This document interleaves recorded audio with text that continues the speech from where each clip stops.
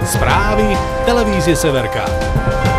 Veľvyslanec Poľskej republiky na Slovensku sa lúčil s diplomatickou misiou. Poďakovať mu za doterajšiu prácu prišlo viacero významných osobností z Poľska aj zo Slovenska.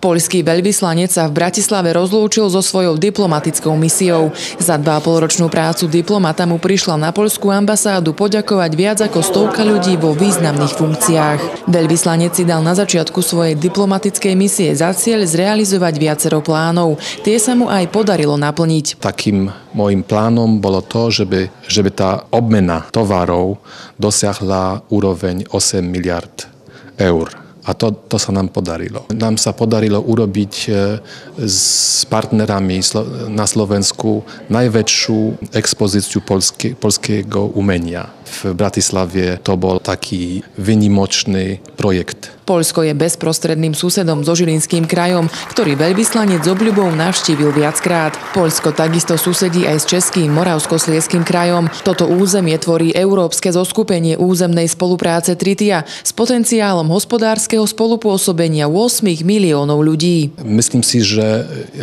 zároveň Poľsko ako Slovensko malo by viac investovať priamo v krajinách u susedov. Vidím, že už i poľské firmy na Slovensku, aj tiež slovenské v Poľsku investujú. To znamená viac miest práce pre Poliakov v Poľsku, pre Slovákov na Slovensku. A to bude tá cesta. Ja myslím si, že Poľsko bude a Slovensko vzájomne budú väčšími partnermi pre seba. Tomáš Chloň bude pracovať na príprave budúcoročného samitu NATO v Poľsku. Vieme, aká je teraz v Európe a vo svete situácia z hľadiska bezpečnosti.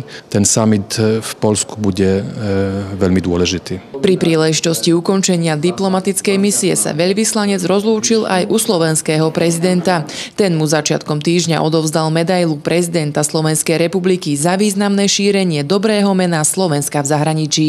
Chcel by som poďakovať Severke a divákom. Ste sledovali moju misiu.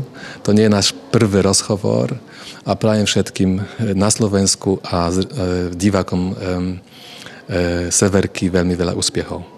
Severka, televízia Severného Slovenska. Denne nové spravodajstvo z miesta obcí, v ktorých žijete, pracujete, kam chodíte na rekreáciu či za priateľmi. Žiadajte u každého dobrého operátora. Televízia Severka. To, čo nás spája. Viac informácií na www.severka.tv.